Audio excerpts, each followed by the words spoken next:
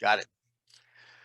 I appreciate the speakers that have gone before. I know we as ag economists rely on these folks when we put together crop production budgets. Sarah's work with herbicide guides are vital to what we're doing, and and as well as other things we've talked about. Uh, Thankfully, we're not that many times off into fungus applications. We do on wheat more so, but as we go forward and Rodrigo, if we need to consider that in our budgets, let's talk. So anyway, I do want to talk about 2023 corn markets and cost returns. And I'll try to be brief and to the point. I think overall, my own thoughts on the market are that that we are generally tight enough across global corn, other grains, wheat included, and oil seeds that it's providing us support at areas that we are becoming somewhat commonplace in our thoughts. So instead of being quote comfortable with $4 corn or even $5 corn, here we saw March close today at 675 and a quarter. That's the upfront March contract. The new crop D set at I think is 570, about 595. So anyway, when you look across these, we're at 10-year lows for stocks to use for corn. Whether you're looking at I kind of try to focus on world minus China because of all the problems China numbers have, and so we have a 10-year low in corn stocks to use. For wheat, we have a 15-year low. For soybeans, we're at a 10. We're hanging around a 10-year low. I think we're the second lowest now in 10 years with these latest numbers, and that's with a strong South American, perhaps a South American crop number that will probably come down if the Argentine soybean crop gets adjusted lower. So it really puts the onus on South American crop production. We're in a weather market. It's just South America's weather that we're watching right now. And of course, talked about drought in Argentina. And I think going forward, something important for corn producers corn producers and corn associations to be thoughtful about are the degradation. We'll come up with a polite word, a degradation or the loss of productive capacity we have over in Ukraine from this war. And it's not just that they're having some difficulty getting fertilizer. There's been major damage to ports, to infrastructure in the country, labor displaced. A lot of people that would be driving farm trucks and tractors are involved in a war effort. So you really have an issue, and I think that this year we're kind of living off of crops that were planted before. I'm more concerned about next year and the year after that, as we try to figure out to what degree Ukraine can recover their productive capacity. 2 years ago, we were sitting there and thinking, well, the top 4 world corn exporters are United States, Brazil, and they're vying for that leadership. And then Argentina and Ukraine. Well, 2 out of those 4 are having major problems right now, and because of that, we now look at 595 2023 corn, and we're thinking, gosh, is that high enough? So we found ourselves in that situation. What to anticipate for the next year? Really, this continuation of tight stocks across crops will, I guess, exaggerate the impact. I would expect them to exaggerate the impact of any threats during the planting season to U.S. corn and soybeans. Again, we're starting from a lower supply of these grains across the globe, and if a tangible threat would impact the United States, well, then it would bring on a lot of price volatility up and down as we try to figure our way through that. We kind of relying on old established measures, looking at the November 23 soybeans on today's close, 1370 and a half, and D's corn 595, and figuring a new crop soy corn ratio we figure those two calculate out to about 2.3. Well, the longer term average is 2.5. So certainly advantage corn as it sits right now. However, I think the thing that I would wonder about is not that corn would weaken, but by the time we take into account what could be a declining set of prospects or expectations for the Argentine crop, I would wonder about new crop soybean futures moving even higher to try to, and what would it do? It'd go back to the average, go back to 2.5. So if both corn and soybeans go up with any threat, it's kind of a race to the top then if that happens. And of course, in the last 1.5 years or so, we certainly had high fertilizer prices. Those prices have been moderating some, still historically high. It's interesting, in the interest of time, we're not showing the natural gas chart, but the natural gas chart, the base supply source for that we produce nitrogen fertilizer on across the globe. Natural gas prices have dropped down to below where we were before the Russia-Ukraine war. We're going back into the about 2 years ago to early part of 2021, 2020, I think, thereabouts, to it just basically down to $2.68 per unit. And I think back in those earlier time periods, we were about 220, 240. So that's discounting the Nord Stream pipe blowups and all the disruptions and fears of Europe about having adequate natural gas for winter heating, all of that. So now we've seen a run up, and now we've come back down. So with lower fertilizer crop input costs, and that lower needs to be in parentheses. I realize, as I look at that, we're still quite expensive. I'll show you our estimate of budgets, at least for North Central Kansas, a good bellwether for across the state. We're looking at costs of production, total cost of production, covering land, etc. In a lot of cases on our budgets, $4.75 to $5. And it wasn't but short period of time ago that was $3.75 to $4. So combination of some of these base elements that we produce fertilizer from being changed or affected, supply chain issues, political issues of getting all sorts of types of fertilizer products out of Russia, all those things in play.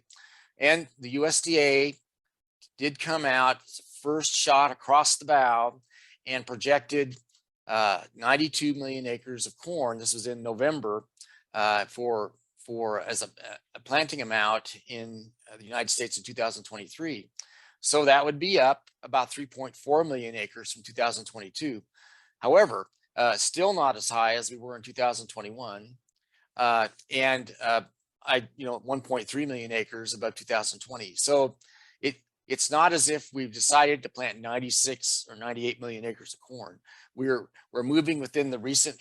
We're moving towards the higher end of the recent range. So I don't know that this amount of acres is overburdening. What got us last year wasn't the 88.6 million acres that we planted. It's that our relative percentage of harvested acres coming out of the Western Corn Belt was so low that that's what led to this, what's now a 13.7 billion bushel corn crop. That may change with further USDA estimates down the road, but 13.7, and for a while during the relatively stable weather years, we were sort of dialing in, well, is it 15 billion plus or is it 15 billion minus? Well, we've come in with a 13.7, and that's crunched the supply demand balance sheet and led us to these corn now and in that time where we've been a little bit sideways in the markets, settling at 5.95, just under 6. Again, looking forward to next year, I guess I'm an economist. They pay me to try to peer out there and assess risk. Are there are we at risk to seeing prices fall sharply in the last half of 2023? I think the tightness of beginning stocks will mitigate that a little bit. Less risk of a major decline until at least late summer or and late spring, early summer. Now, if we were sitting on large stocks to use and any good weather would come, any good weather would come, then we would tend to drift lower even earlier on during our times of normal seasonal price strength. But with this situation, where we're starting as tight as we are for stocks and again all these commodities tight across the globe, it would probably delay serious declines until we're doubly sure of good crops coming on.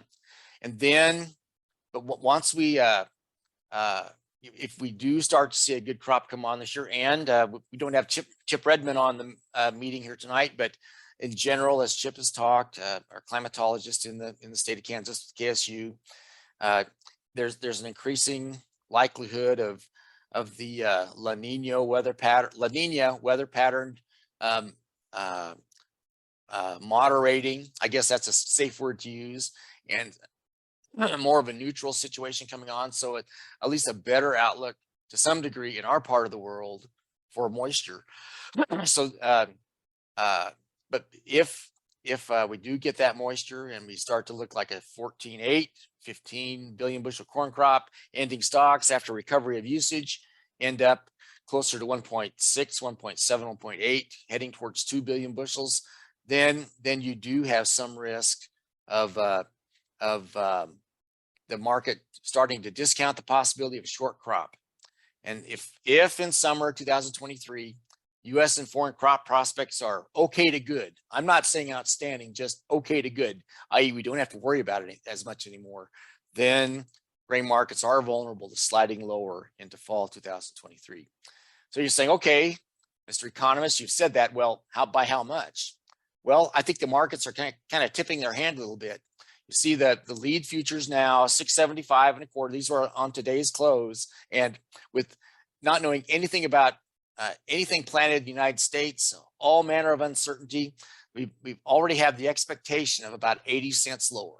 Just sitting here today with the market not knowing hardly anything of the details coming on, other than what the cost issues seem to be heading towards. So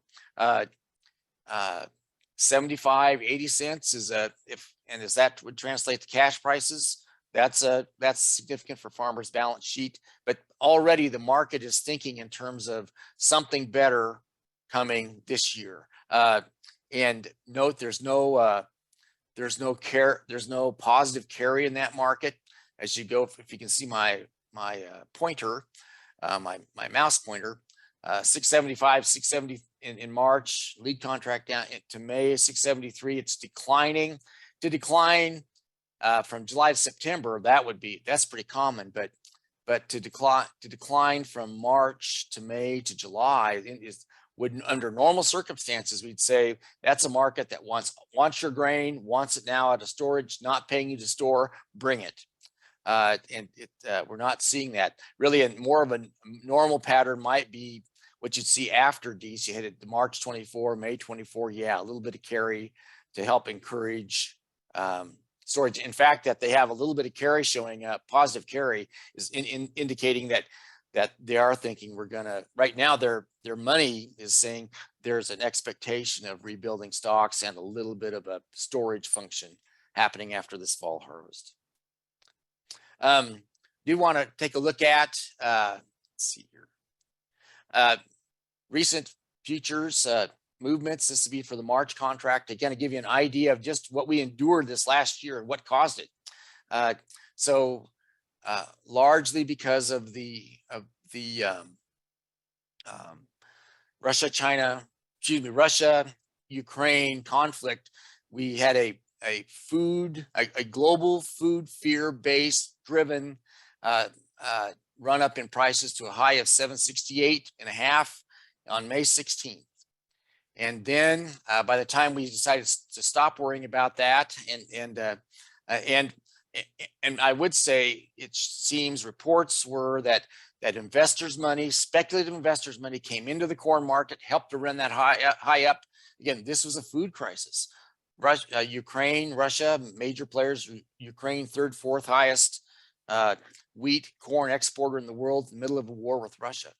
And so that war did not stop, but we decided to quit worrying about it. And we had some UN efforts along with Turkey to help trade move, etc. So we dropped $2. That wasn't so much US. That wasn't US corn supply demand. That was global fear. And then you come into this situation where Russia, Ukraine was still happening, but this run up from 568 to 711, that was on us. That was on dry Western corn, largely dry Western corn belt worries and fears about supplies. Pardon me, ran up from 568 to 711. That's about $1.50 or so, thereabouts, and have since came back down to latter part of harvest, D 635, and now our you could say, well, gosh, it looks like on the high side, we're sort of only slightly trending up, but boy, our bottoms are moving to the high side. So we're kind of enclosing something. Those of you that are chartists can recognize something there that those you're going to have a fairly flat top trend and a upward moving lower trend that are going to force a direction one way or the other. I'm with the university. I cannot be a chartist. We're a supply demand fundamentalists, but when we don't know what else is going on, you at least look at these trends to try to figure out what's happening. I do want to take a step back and look at continuous corn, and yeah, here's that same situation. What happened with Russia, Ukraine in 2022, and you can see the high on the lead contracts and the low. So yeah, I get that. We see that. But what I want, and there's a relative strength index. When it's about 50, it means things are kind of neutralish. So these are on weekly futures. What stands out to me though is what happened the year before. Before Russia, Ukraine came about, and we were just worried about what could happen in the grain markets. We still had a run up in May to 735, dropped about $5. On the first drop, a little bit lower. Second time, by the time we got closer into fall. So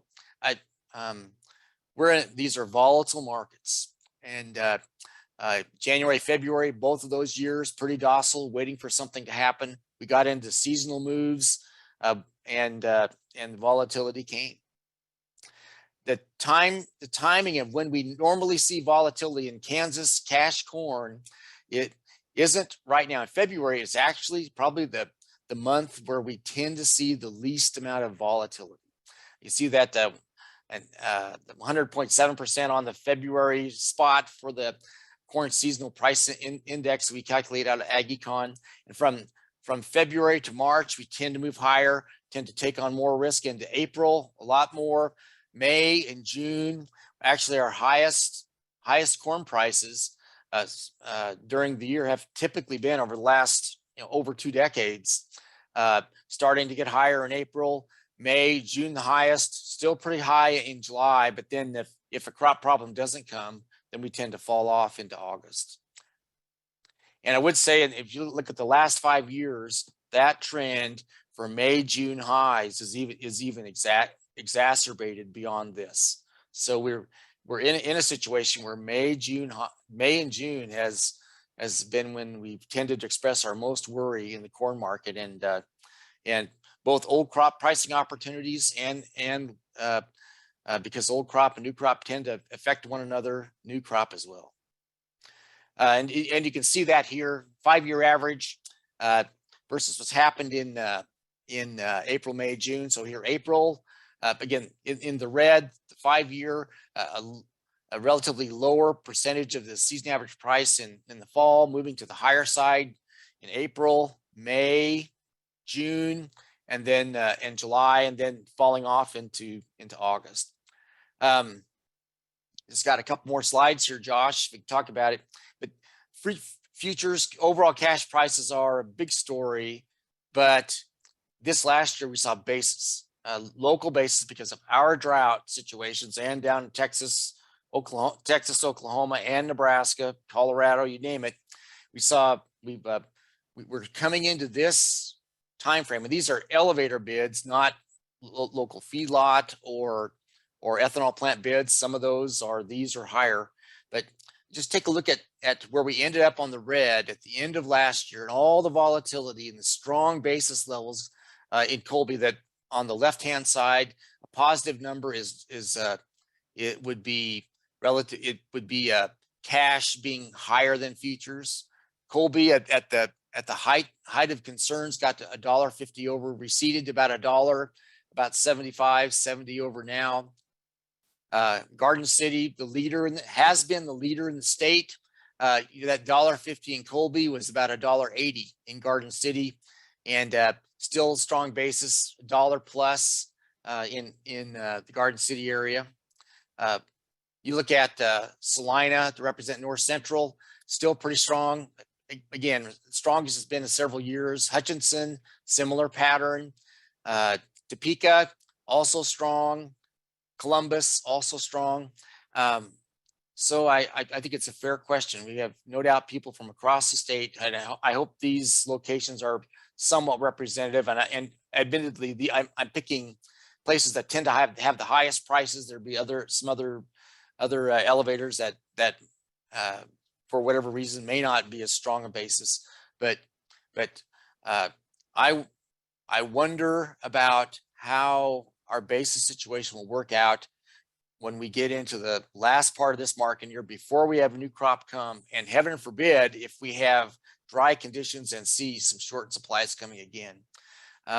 So I know what the futures are doing, but these basis levels have exhibited local strength in the markets, and are something to contend with and watch for this year as we go forward. Latest bids, got these today in these areas. There's spot cash bids. You can see that Garden City, the highest bid there. You know, the second highest bid in the state is down at Columbus, Kansas, or there are some elevators locally that are higher than that, but in that Columbus area, $1 over, higher than the Colby area at 75 over. So congratulations to the farmers selling into those opportunities. You're probably getting some demand pull from the Southeast, from Missouri, Arkansas, wherever. What I'd like to focus on here just quickly would be the new crop forward pricing opportunities. One thing to look at in each of these situations, say I'll pick on Colby because I live there. Go back a minute and look at where do we tend to be at before, where were we on basis at harvest time, upfront cash basis before this drought happened? Well, we were pretty positive basis. It was about 10-15 cents over thereabouts. You come in now and elevators having borne a whole lot of volatility, paying margin calls on forward contracts in a number of these, that we're offering a basis that seems to be a very good basis, but still a little less than maybe where the cash markets have tended to be. So if you're forward contracting, I'm not trying to besmirch the local elevators at all, but that's something to consider. Do you do a hedge to arrive? Do you hedge? Do you do a forward contract? Probably depends on your comfort level with using those tools. I would show here, this is irrigated North Central. I'm saying irrigated and I mean non-irrigated. Oh, rats. Anyway, 120 bushel per acre, non-irrigated North Central corn. And sorry, that's my error. Should say non-irrigated for North Central. Direct costs before land and machinery of $343. See, we're going to cover that for pretty confident this year. But the total expenses, see cash rent there, capital recovery, $468. And for non-irrigated enterprises across the state, that's not uncommon. In our budgets, as we've looked at them, we're tending to be about $440 to about $5 for non-irrigated corn. For irrigated corn, yeah, there we go. This is right. You put in 240 bushels an acre. Of course, it can vary. We have high and low yield scenarios to look at, but this is a average number that we come up with. Direct expenses, just about $3 again, and total expenses about $483. So go back and look at these these forward contract bids are oops, let's see here. Well, I'd have been better off. The forward contract bids, and I'll get back to that in just a second. Forward contract bids are covering costs. There you go.